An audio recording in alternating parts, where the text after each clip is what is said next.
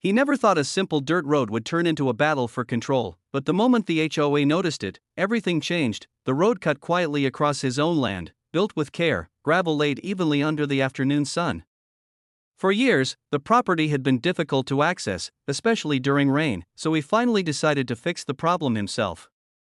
No shortcuts, no shared land, no hidden tricks.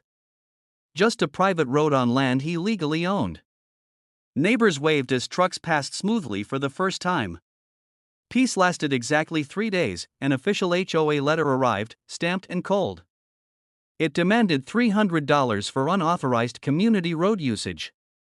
The wording was confident, almost smug, as if the outcome was already decided. He read it twice, then again slower, feeling confusion turn into quiet disbelief. The road wasn't community property. It never was. Still, the letter promised consequences if payment wasn't made within 7 days. Fines, restrictions, access review. The tone suggested authority, but something felt off. He didn't panic. He didn't argue. He simply placed the letter on his kitchen table and stared at it longer than necessary. Outside, the new road sat untouched, solid and silent. It had solved a problem, but it had also exposed something else entirely. The HOA didn't care about rules. They cared about control. And they had just assumed he would fold. They were wrong. What the HOA didn't realize yet was that this road would soon decide who truly controlled access and who never did again. The next morning, he didn't call the HOA. Instead, he walked the road slowly, measuring every edge with his eyes. Gravel crunched beneath his boots as sunlight spilled through the trees lining the property. This road was built with permits, surveys, and clear boundaries. He remembered the paperwork clearly because it had taken months of patience and planning.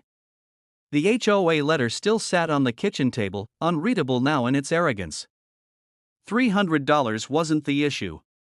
The assumption behind it was that by afternoon, another notice appeared, this one taped directly to his mailbox. It warned that continued non-compliance could result in restricted access for vehicles deemed unauthorized. The language was vague on purpose. Fear worked better that way. Neighbors began to ask questions. Some whispered that the HOA had a habit of pushing until people gave up.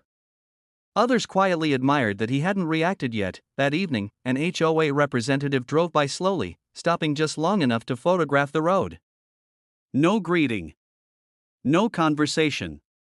Just documentation, like a quiet threat. He watched from his porch, calm on the surface, but deeply aware of what was happening. This wasn't about safety. It was about reminding everyone who was supposed to be in charge. Still, he didn't respond. Silence, he believed, was often more unsettling than anger. What the HOA didn't know was that every move they made was being noted, dated, and organized. The road remained open. Cars passed freely. Life continued. But behind the scenes, something was shifting. The balance they relied on, fear, confusion, quick compliance, was failing. And as the sun set over the road that started it all, the HOA made a quiet decision of their own. They would escalate. They had no idea how much control they were about to lose. The escalation came quietly, disguised as routine enforcement. Early one morning, temporary signs appeared near the road. They warned of pending access review, their bright colors clashing with the calm landscape. Neighbors slowed down, unsure whether to pass. The HOA wanted hesitation. They wanted doubt to spread before facts could catch up. From his porch, he watched cars pause, then continue anyway.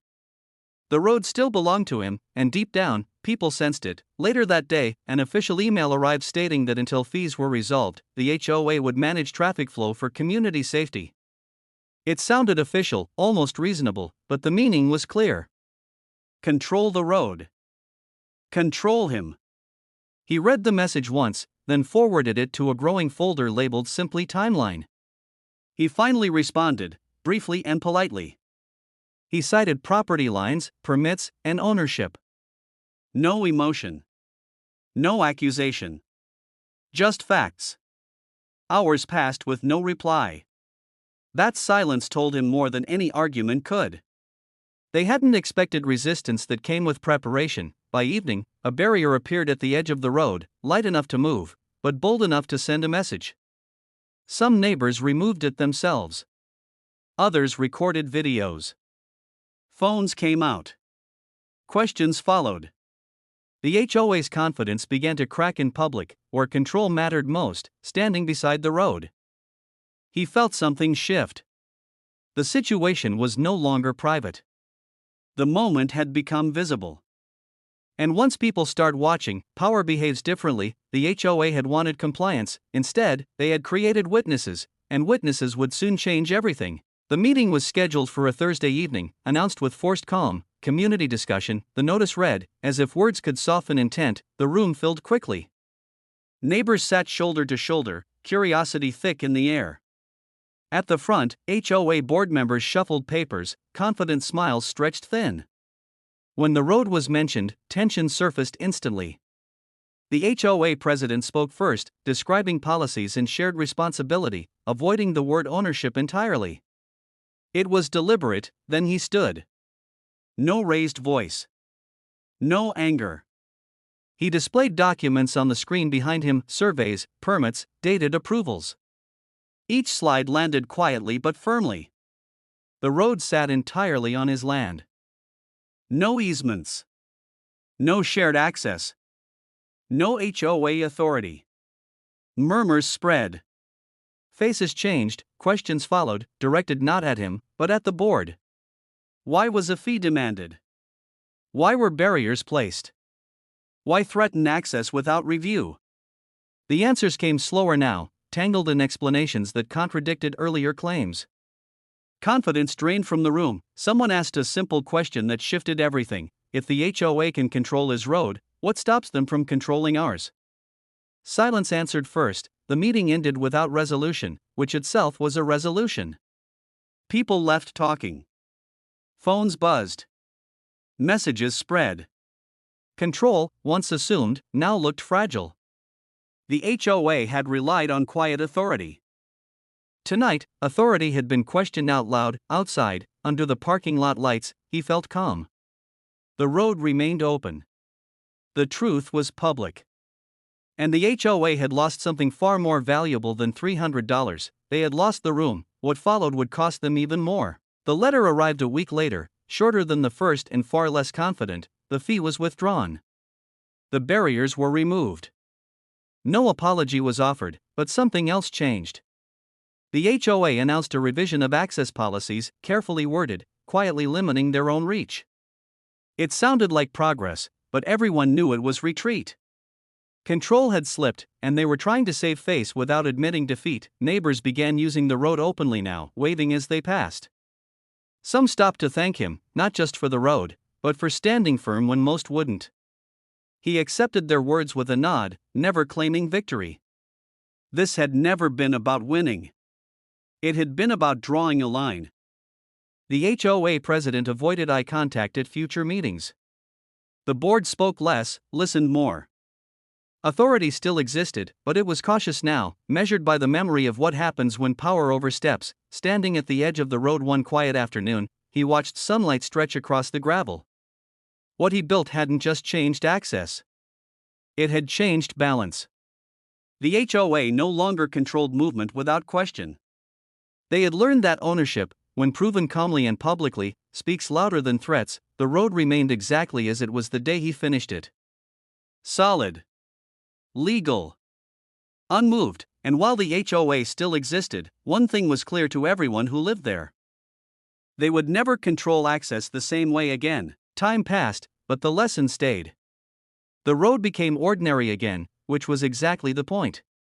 No signs, no barriers, no notices taped to mailboxes. Just quiet access, earned and protected. The HOA still sent newsletters and reminders, but the tone had changed. Words were softer now, less commanding, more careful.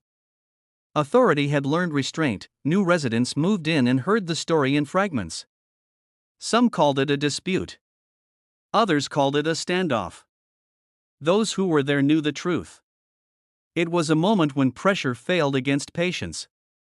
When facts outlasted fear. When silence forced power to explain itself. He never spoke about it publicly again. He didn't need to. The road spoke every day. Cars passed freely. Delivery trucks came without hesitation. No one asked permission anymore. That quiet freedom mattered more than recognition. At an annual meeting, the HOA president announced a focus on community cooperation. People exchanged knowing looks. Cooperation, everyone understood now, worked both ways. Control without consent no longer had the same weight. As he walked the road one evening, gravel steady beneath his feet, he realized something important. The HOA hadn't just lost control of access. They had lost the belief that they could take it whenever they wanted. That belief had powered everything before, now it was gone, and in its place was something far stronger. Awareness, the kind that doesn't need confrontation, the kind that doesn't fade quickly, and the kind that ensures a road like this will always stay open. Years later, the road remained unchanged, but the neighborhood was different. People spoke up sooner now. Questions were asked. Decisions were documented. The HOA still functioned, but it no longer moved unchecked. That single road had quietly reset expectations for everyone who lived there. New board members came and went. Rules were revised. Procedures became clearer. None of it was dramatic, and that was the real victory. Stability replaced tension. Transparency replaced assumption. All because one homeowner chose patience over panic. He sometimes smiled when driving down the road, remembering how small the problem once seemed. $300.